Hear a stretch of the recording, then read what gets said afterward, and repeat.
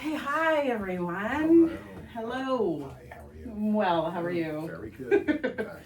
We are here on our third meet and greet acupuncture series. This will be our final one, not forever, but for right now. We'll be passing it on to our nutritionist Jessica over the next 6 weeks. She'll do her series of topics to discuss regarding nutrition in general. So today we are going to be talking about all the pauses. All the pauses. yeah, not that. Oh, he got me. Bad joke. The pre-menopause, perimenopause, and post-menopause. So menopause and then post-menopause. Such a hot topic discussion. I see what you did. Hot topic. Hot. It's become like common. It's like as if somebody's talking about how much water they drank. It's like, I have a hot flash, or I don't know what I'm going through, or I'm irritable, or I'm, we'll run the gamut of some of the symptoms that people have, but I kind of want this discussion not to be so informative on the Western world. We have to tie into it how we help physically, but I want it to be more about like why acupuncture works as a great solution for all the causes. Well, yeah, knowing a little bit about Right. the Western mechanism will help because there's I think there's some interesting parallels with our medicine, and at least how to think about it in a context. I think it's really interesting. So Sure. So talking about the pre part of it, so premature, we'll call it before typical time of menopause in women would be before 40, they say. Mm-hmm. Typically, there's a big range that can happen. So the pre would be you're kind of early in the start of your symptoms, early in the start of losing some of the fertility possible functions. It's kind of what puts you into menopause is that lack of fertility, so to speak, kind of ending off that fertility phase of a woman's life. So to be getting it premature is something that we could also dive into as to why possibly. Then the perimenopause is kind of like when you're literally in the thick of the symptoms and you're just knowing you're there, you're feeling all the feels. And then we had a nice description of what like postmenopause is. It's just like, we're done, we're dried, we're finished being fertile, and we're kind of on the other end of the idea of the fertility part of it. So dry like what did she describe? Dust, like a cracker. Really, you make it sound so descriptive. All we are is dust in the wind. but Entertainment. of course it is, but it has to kind of be descriptive because we're going through it, so I want people to know. It's a major change, obviously. Yes. And I think menopause itself, I'm not sure people realize, is actually like a finite point in time. And usually most women don't realize they've gone into post-menopause until, a long time afterwards, because you really have to have, your period has to stop for 12 months before it's officially considered menopause. So it's a singular point in time, and you usually don't realize it for sure until you say, oh, well, It's been I had my period in a year or a year and a half. Most women, when they're feeling a lot of those symptoms, are either right before or right after. That is a good point. Yeah, and it represents the moment, like you said, where you're no longer fertile. Right. Menopause is the really the moment where your ovaries stop producing estrogen. Yeah. Too bad it can't be more graceful. But I think with our medicine, my hope is that through the people that I've treated through their prime fertility years and then beyond, I'm hoping that I can kind of collect a little bit of data to see that if you're getting that consistent type of treatment throughout these phases, then maybe your menopause time won't feel so out of sorts, intense, I'm just hoping, even though for myself, as I hopefully take a long more time to go through it, that I can kind of work through that too. And it's interesting. So symptomatic. Go ahead. No, that's Go ahead. interesting. No, I don't know of any studies that have done that over a long period of time. There have been studies that show that women do respond to acupuncture and herbal treatment when in, menopause. Right. But it would be interesting, to see it over with somebody who started early and then went all the way through, or obviously a large group of people who started early and maybe have fewer symptoms based on that. Yeah, I mean, if we're treating women always for how their cycle is, right, no matter if it's abnormal or not, we're always kind of trying to get a great cycle flow. So if we're kind of hit that mark in the 20s, 30s, and maybe kind of keep that going, I've hoped that maybe it'd be less. So much so that I actually looked into a little bit of research on like Chinese women and like, is there studies that show, do they have less symptoms of menopause or post-peri or whatever because they have it in their cultural from then when they were little? Like they have the dietary awareness, they have the moving awareness, they have the awareness of acupuncture and herbs. Yeah. And it was interesting to see that they do have less symptoms as we would describe and over here in a lovely Less America. severe. Too, Less severe, so. but for them it's more of a like a social problem, like meaning they're not meant, like not easier to express if there's something wrong. They're meant to kind of just do what they got to do, right.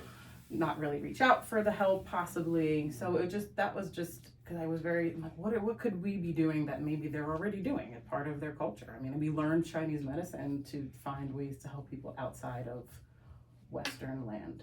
So I just found that a little curious. I want to tap into that more. I don't know, another time. That's a thing you can do. Like you start the research project and you get going and you get credit for it and you become famous. It says it here now, folks. I think, in some ways that our culture is only marginally better at allowing women to have dialogue about their discomfort during these periods, from pre to post. It's more, you can even look at girlfriend groups who don't, sometimes we talk about it or sometimes we'll say, do you have this symptom because this is what's going on? But, there's a lot of suffering in silence that's unnecessary. Correct me if I'm wrong, but I think part of that, what's related to that also is in general, like as girls start to get their period and they go through whatever their teenage years and 20s, like the first instinct is to get them on birth control. Yes. Right? I mean, if there's something wrong symptomatically, rather than try and fix the problem from an organic root place, it's just like, okay, we'll get on birth control and then before you know it, it's been 20 years and that's not really the way the body's meant to express itself. So I think there's part of that plays into it too. Right. So some of the big symptoms we hear are, anyone in the room, what's a big symptom of being in perimenopause or starting, even if you're not sure of where, but what are menopausal symptoms? Hot flashes is the one you hear. Hot flashes, big time. Irregularity of your menstrual cycle. Right. Changes in the menstrual cycle. Mood changes. Not just the PMS mood swings, but significant sleeplessness. Insomnia, Yeah. Low libido. Sweating. Change in libido. Libido, I think, is to me, that almost makes the most sense. We're having vaginal dryness. We're having an inability to kind of like want to do that, but it's not because we don't want to do that. What's happening to us that we don't want to do that? The hormones, Hormonal changes, right? And dryness too. You mentioned that. That's a big one. So. Dryness, breaks in the skin, discomfort, so all of the things that come with the dryness. There's actually some other ones that are a little bit hidden too that are not so obvious because estrogen plays a role in collagen production, so bone health, circulatory health, skin health, skin and brain function too. There's brain fog. And even blood sugar, but estrogen plays a role in blood sugar regulation too, so that could come into play as well. So the dip in estrogen it's can wreak havoc. Well, we talk about the fact that there's the foggy brain when you're pregnant, but there's also a brain fog as a woman going through menopause. Absolutely. Is weight gain one of the big ones too? Yep. Absolutely. Yep, you talk about blood sugar regulation, that relates to weight gain too, so. Yeah, it's dramatic changes, so it's really about trying to figure out how to manage that, how to either supplement it, how to make your life not so miserable. Yeah, like more comfortable. More Like comfortable. if somebody were to ask us, like, is acupuncture going to make me not go through menopause? Absolutely not. Okay. This is a process that your body absolutely naturally needs to do. How does acupuncture help balance hormones? That's a really good question. I mean, Well, the key is to understand the most basic level what a hormone does or what it is. And it's a chemical messenger. That's the easiest thing to think about with hormones, is that there's a signal that's being sent between, in this case, the brain and the ovaries, let's say, and the ovaries release the estrogen, but the brain tells the body how much, so the signaling is the key, because that's a form of communication. So acupuncture really works especially well with anything where there's a need for improvement or regulation in communication, whether it's circulatory system, whether it's nervous system conduction, that's why it can work so well with pain. But not a lot of people realize how powerful acupuncture can be for the endocrine system. Absolutely. Yeah, so when you have this communication link between the organs and the brain, or the glands, like the ovaries and the brain, to be able to have something that the body, a way of nudging the body, or a way of assisting the body to regulate that communication network, is really powerful, especially since after menopause, it tends to either slow down or just stop. Poof, that's right.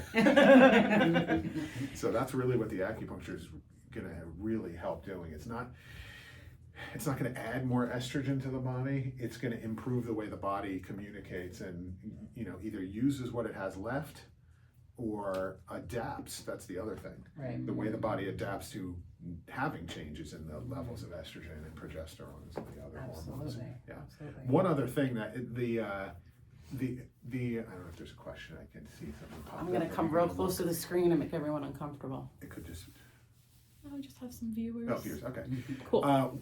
The herbal medicine can be really powerful. Nutrition plays a big part in this, because one of the things is that if you're lacking something, like now your body's not producing estrogen the way it used to, you may want to be adding substance somehow to the body. So really paying attention to your diet is going to be important, and using Chinese medicine, herbal medicine, can act like a really good supplement to provide that substance that the body's missing. It's interesting. The other interesting thing about it is when you look at the hormones like progesterone and estrogen, they form like a team. They form like a nice balance. And in Chinese medicine, we look at yin and yang, right? We look at polar opposites and the way they work together.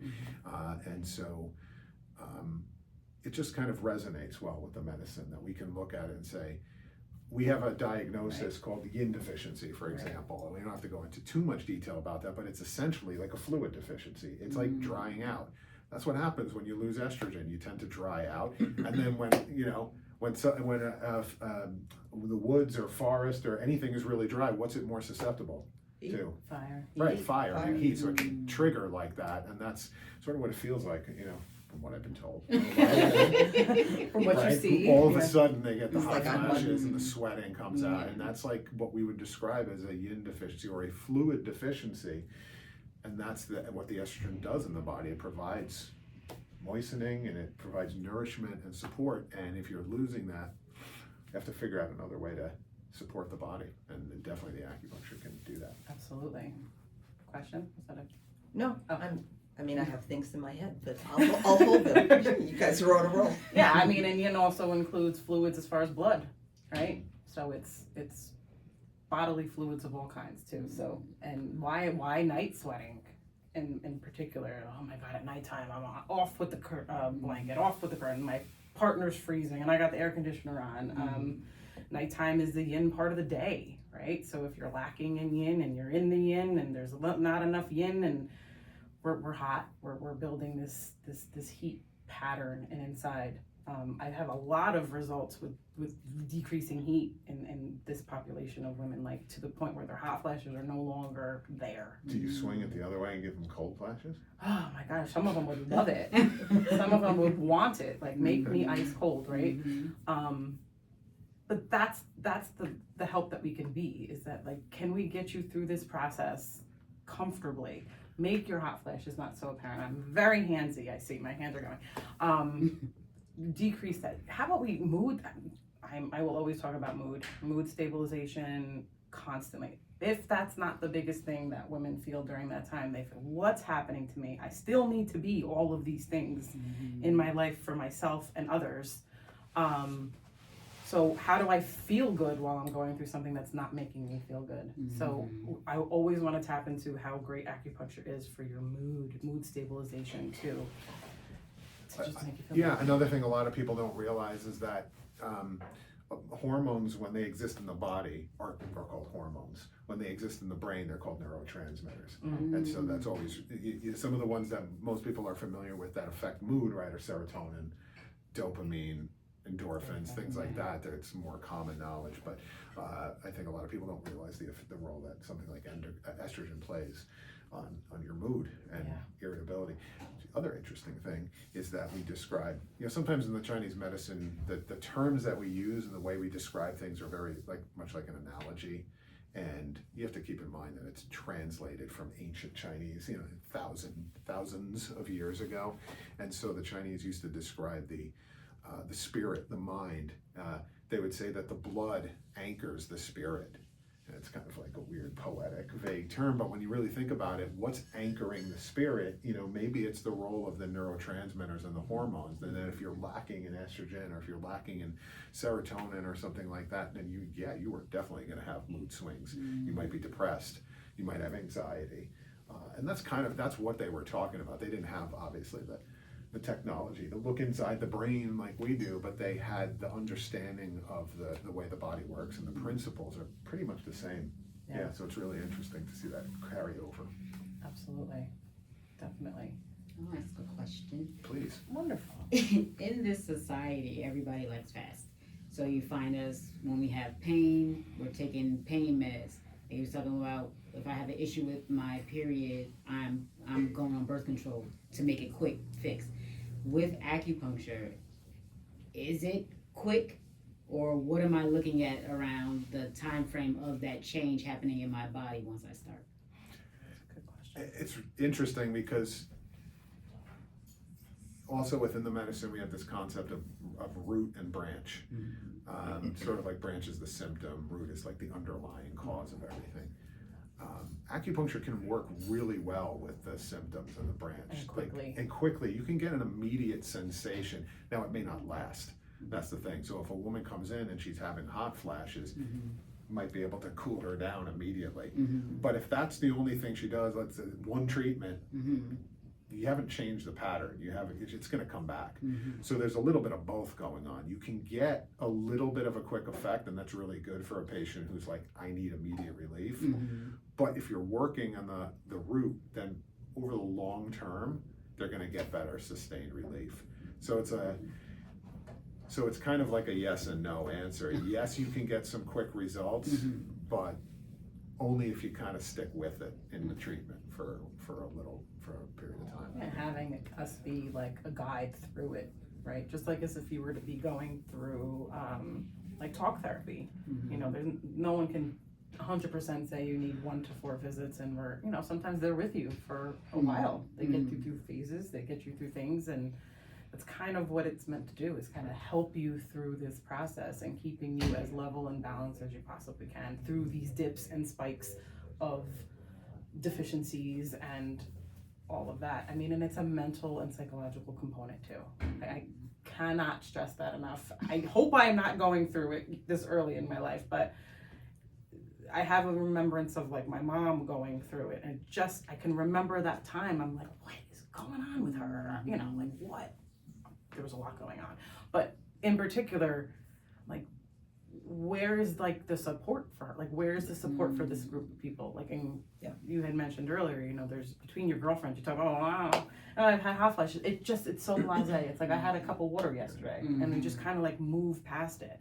But the support system to make you feel okay when you're not okay. Like a physical support Yeah, system. like, you're here, I want to talk to you about it, but like to make you feel like you're heard, Yeah. you know, it's real. What I'm going through is real. And just to know that there's other, I mean, we all know every woman's going to be going through it, but it's kind of like that little bit of support. And I want acupuncture, I want In Montclair's acupuncture to feel that way, that we are a support through these times. Well, it's interesting as you look at, like, what is the treatment options for women? Let's say, putting aside acupuncture for a second. Hormone replacement therapy. And that's, I don't want to say relatively recent, but I don't know when they started doing hormone replacement therapy. But before that, there was no real option for treatment. But so the hormone replacement therapy can be really powerful. Sure. However, not every woman can do it. Right. So there are women who have, let's say, either a history of breast cancer or certain estrogen-based cancers, you know, like ovarian cancer, like that you cannot do hormone replacement therapy. So what are your options? Or if you've done in vitro multiple times, Right. it's, you know, it's contraindicated. Yep.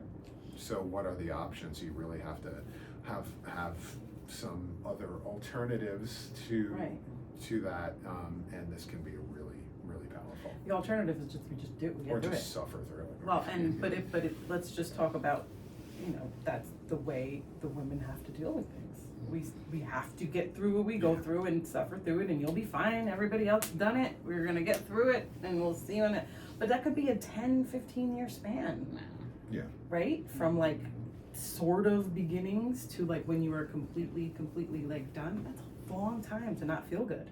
Or not feel right in yourself, or feel really, really out of sorts. Or have a myriad of symptoms that don't all look like the menopausal years, because the period changes premenopausal. You could be flooding and you never had that before. Right. You know, that all of a sudden I can't leave the house because my period's here, and it's a mess every day.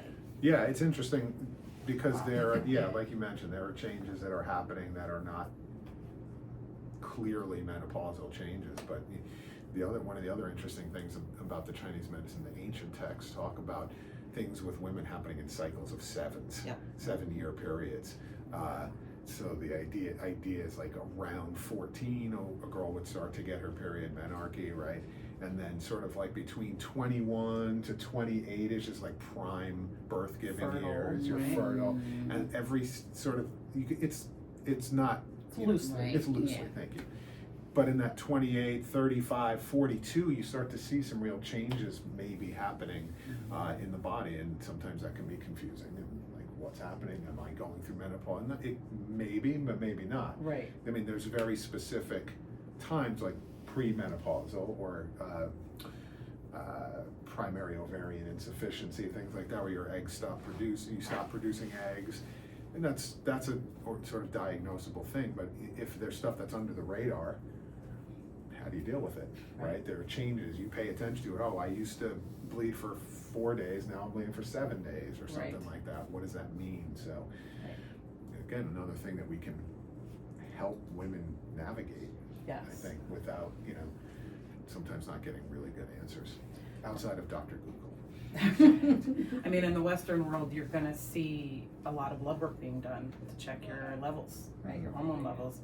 And then you just hear too, unless it's being tracked over a period of time, every day your hormone levels are going to be changing. So you go on Monday, you get your blood drawn, it says, ugh, and then Wednesday you go, it's like, you're fine. Well, that's the point, right? There's a balance and a movement of these hormones. So just getting your blood panel done to see where your hormones are, and in that snapshot of that day, doesn't give you necessarily all the answers, but it would be a baseline, and then we check symptomatically, has things changed? Let's check again. So again, going back to what does Western do? They check your hormone, they check your blood, and they document your symptoms.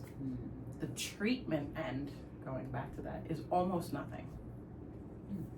Hormone replacement we talked about, but like Birth actual control and hormone replacement. Yeah, I mean birth control, but like I don't hear people in these stages being put on birth control unless it's like, I'm just trying to think about it.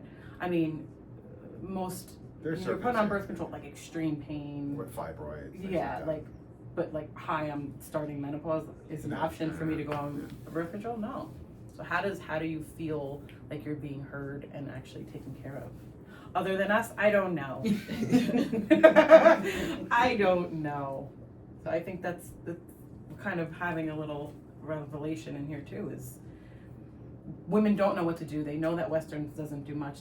They're scared of hormone replacement. A lot of people are like, I don't know what to do. But how can we make sure that we're an outlet for people that are going through this? And it should maybe the vocabulary should start to the younger population that have irregular periods, insanely intense, painful periods, bleeding for days. Like that's the population maybe to kind of that's the really start address. point. And we do have, I do have young girls who come into this facility who do have, can't come to therapy this day because their period is so irregular, or they're at home and debilitated or having a heavy bleed.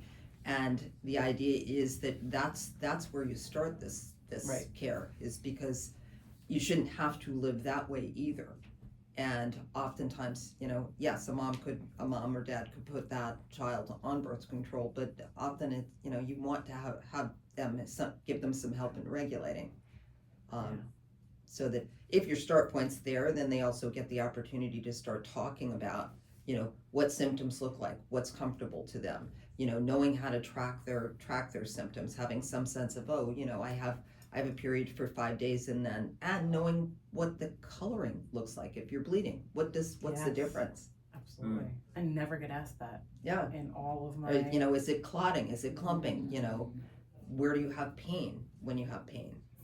All of those things are important in terms of when in your cycle or do symptoms manifest, because with the Chinese medicine, everything is in rhythms and cycles, so different parts of the cycle maybe give us different clues in terms of how the pattern is expressing. So whether something's happening right before the period, something's happening more in the ovulatory phase or luteal phase, really interesting to match symptoms with the person's overall presentation. We can kind of pinpoint it better. Yes. That we can definitely do. We ask a lot of detailed questions, which I don't know, for some people might be uncomfortable because they've never really been asked that before. Yeah. But it gives us a lot of good information.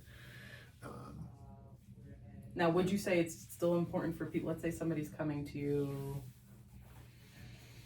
not necessarily definitely post-menopause, but let's just say they are post-menopause, they the age-wise and everything, is it still important to know what their cycle or menstrual cycle was in the past to you as a practitioner? I do, for the most part, I do like to find out, because again, it's like it's like a history, it's diagnostic, it's like a little history of the person, so that's important.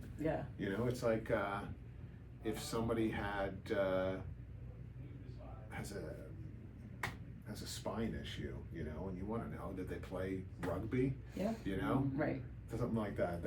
That may not have been the specific cause of the injury, but it comes into play. So their menstrual history is actually really useful and important to know. Let's just say their entire menstruation time, they heavy bled for 7 days. That's super important to your constitution. Yeah. It really helps us know that why now at this age, we're not maybe having such spikes of things, but it helps us diagnose what actually you're presenting with, what's going on with you. And it could be a cause of a symptom that they're having at 70, right?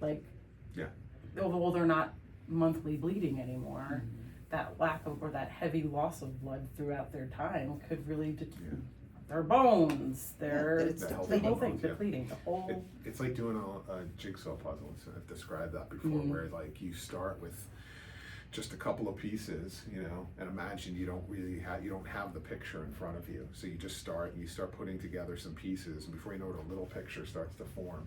And then you have a group of pieces here, and you connect a group of pieces here, and you're like, whoa, now you actually see a picture. So imagine doing that with a person, where you can glean some information from here, from their past, from their menstrual history, from this, Absolutely. from the way they eat, and then you start to put it together and you're like, oh, I actually have an understanding of why you are where you're at right now. Absolutely. Yeah.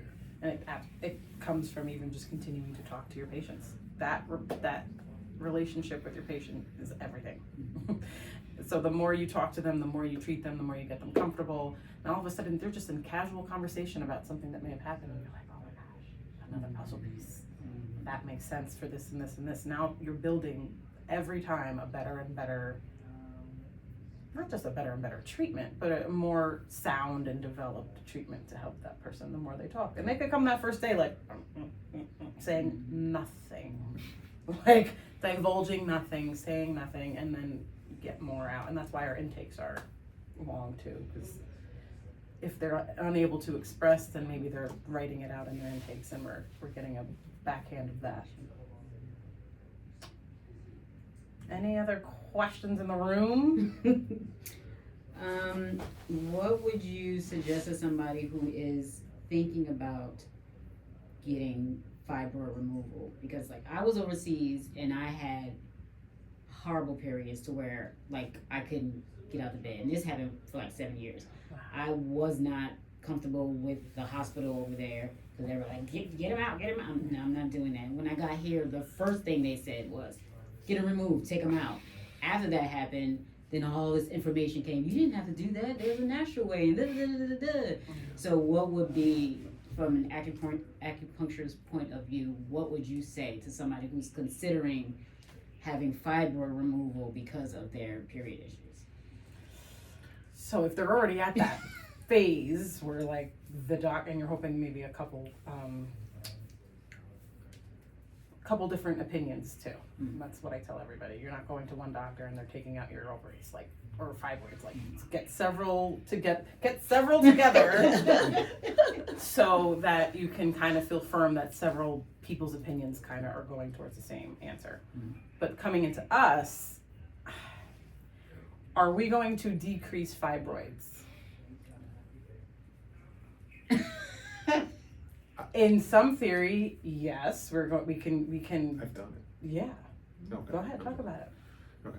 You're gonna hit, I mean, I'm very Italian and expressive. defend myself. Next time you can just sit a little further apart. Well, the vertical form we have to be a little closer. Okay. That's good, very expressive. Obviously, there's a whole range going on here. There could be multiple fibroids, but I've treated women where I could see the fibroid protruding from the abdomen. I cannot do anything about it. Not to say I can't do anything about that, but that's beyond the point of what we can do and really be successful with. So yeah, I had a woman I was treating, a young woman who had 12 centimeter wide fibroid. I mean, that's like this big. I mean, that's like bigger than a grapefruit sitting inside you. With treatment, we got it down to 9. I think that's pretty damn good. That's like a 25% reduction. Right. But 9 is still enormous. So at that point, it's like she did the procedure where they starve it. Essentially, they didn't take it out. They just cut off the blood supply to it. So everybody's a little bit different in that regard. Here's to me the most important question is this: even if you do get the fibroid removed, what do you do to prevent it from coming back? Because that's the most common problem that women have who have fibroids, is that they get it removed and then they start growing again. So there has to be, again, this underlying root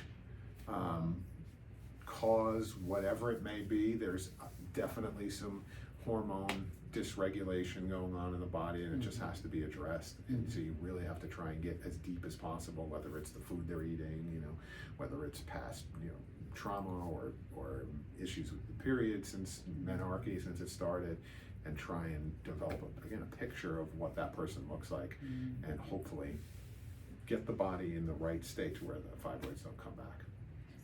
That's what I would say. Yeah, I mean, and the symptoms associated to fibroids are absolutely our wheelhouse. So, pain, moving some stuck things that could formulate around. I mean, it's a mass. It's a stuck something, right? So movement of it. So the idea that when people are like, I have fibroids and I'm debilitated, like there should be no debilitation in the bed for 7 days while you have your period. Fibroids are not, in my opinion. Are we going to get that fibroid out? No. But are we going to make you feel better? Maybe you don't have to go under the knife for it. Maybe you're not bleeding out like crazy. That's the goal. That's what we should think of this as a holding hand as you're making sure you're getting your gynecological checks and you're making sure that you're keeping an eye on it, right, from an ultrasound perspective. But use us to like get you out of the slums of it, like the worst parts of what that all feels like, right? Makes sense. So you had a removal? Yeah. Okay. Yeah, about 6 or 7 of them. Okay. I'm not sure if you have them still. No. After that experience, I was like, I'm doing hospital for a little while. At some point, I will. What's ever with me is going to be with me for a little while. For a little bit. Okay. But yeah, aside from anything, but you don't have a lot of symptoms that point to that there's an actual problem. No. So that's good. Very good. That's odd because I have one of my patients who has enormous Had no fibroid, symptoms? no symptoms. That's And you can feel it like when you palpate. Are you sure she wasn't She was intuitive? She was kept- ahead, she not connected to her body. She otherwise seems like really healthy and good, and I don't know And what. mentally there and sound. Yeah. It's one of those difficult cases because it was like, where did this come from? It doesn't seem like it fit her, Okay. but it can happen, it can happen. And you could have, it could be out of place too, if it's in your uterus, if it's on your ovary, if it's out in just the abyss of your abdomen. I mean, there's a lot of things that we need help from Western to know what it is, how bad it is, what are we working with here. But we should be able to very much help you feel more comfortable with them. I mean, I have girlfriends that talk about their fibroids all the time. I'm like, you talk about it like you have like a bruise that you're just waiting for it. Like, let's help it. Let's not have you live this way. Oh, I have fibroids, so I have my period for 8 days and I go through 7 pads Maybe we every should start day. calling them blood tumors. No, I Maybe used to people- call it the fibroid baby. It's like, because I had a grapefruit sized fibroid and I didn't really have symptoms for the most part, and it was only an issue when I was trying to get pregnant. And so that was removed when I was trying to get pregnant. But then in the menopausal years, there was a lot of discomfort and a lot of bleeding. And so, on ultrasound, we found other fibroids, at which point it was like, okay, these need to be taken care of. Now, at that point, I was also having acupuncture. So I was taking care of myself on 2 levels. Right. Because, I was depleted, anemic, and a lot of other stuff was going on. So the treatment was, kind of a full spectrum. And it made sense. And I wasn't going to wait to not have the fibroids taken out because each period I had there was less bleeding, but the anemia was pretty much kicked my ass. Yeah. So, those were taken out and then acupuncture was continued. So yeah, you can walk around with a grapefruit in your abdomen and, sort of be okay. But sometimes when you have multiple grapefruit, it doesn't work so well. Yeah, and it could just be, you won't even know, if you're not having symptoms, it could just be like you feel like you've gained some weight in the abdomen. You don't even know what's, especially if No, it's one side and I could, run my hand over it. That must The have been fibroid fun. baby. Yeah. So we talked about all of the pre, the peri, the post a little bit. What's your take on how you would you have different, because you're into like the movement end of the Chinese medicine too, is there a variation on movements when it comes to different phases or just? Not so much. Yeah. No, it's really, I guess there might be a little bit more specific things you can do in terms of movement, the qigong that the Chinese do, but it's really about developing a routine and a habit, like a discipline to just keep all those channels open and flowing properly. The body's really incredibly intelligent. If you give it the right information, it can heal from a lot. It can prevent you from getting a lot because the body wants to get back to harmony and homeostasis and all that stuff. So if you put in a little bit of effort, it actually goes a long way. Because, regular exercise, whether it's meditative type of stuff, breathing exercises, eating right, those little changes actually can, over time, can make a huge difference. You develop the right habit within those things. Yeah, it can be pretty powerful. So I like it more in the general sense. Yeah, of course. Yeah. But you can definitely, there's various things you can do to sort of improve circulation, opening up all the pathways and channels in the lower abdomen. It's sort of a core principle of the Chinese martial arts anyway, so you get that benefit Good. regardless. Good.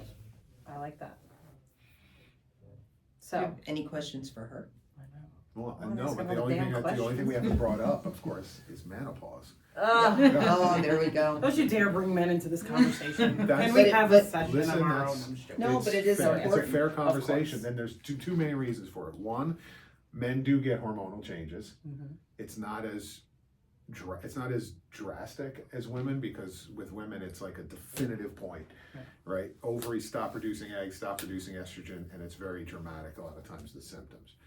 With men, because we don't have ovaries, it's a little bit different. But men lose testosterone as they age, and that's a low T, right, as it's called now. That's a very sort of buzzy term that's coming about. But the second thing I was going to say is that the whole talking with your girlfriends casually about what symptoms, men don't do that. No. Okay? Listen, I'm a Listen, man. talk right through there. It's still live. Men are very difficult to deal with because they're not willing to admit that things are wrong, and they're not willing to accept a lot of the changes that happen as they get older. Now it's better that you're starting to see that it's definitively hormonal, some of the things that happen with men, lower testosterone. They do experience lower estrogen too. It's just not the same way that women do. But those changes happen when you age, and it's worth talking about it and bringing it up. So whether for a man it might be, loss of libido is very common, erectile dysfunction is very common, certainly the irritability and mental fog and fatigue and things like that is the same, is very common. So it's okay, guys, it's okay. Bring it up. There's nothing wrong with saying, hey, I'm not feeling quite right. What's going on? Rather than trying to tough it out or go, and buy Viagra. I mean, it should be a bigger conversation than just going to get a pill, right? So that you don't have the symptom that you came in for. That it should be this is how I feel overall. And I think in Western medicine, there's less of that happens in a room. If you're with your primary, you might just say, I don't feel so good. But you may not actually, a man might have to be drawn out in order to tell what doesn't feel good part of that. Right. With a urologist, a man might say, this is what's happening or this is not what's happening. But I think that there is a little more a lot more non-disclosure or shame about feeling certain symptoms or having certain symptoms. Look, I'll give a perfect example. This is not a menopause example, but it's something that I've encountered just this past year. I would say 3 or 4 times, which was kind of shocking to me. Treating a woman for coming in trying to get pregnant. So infertility, I go through the whole questioning.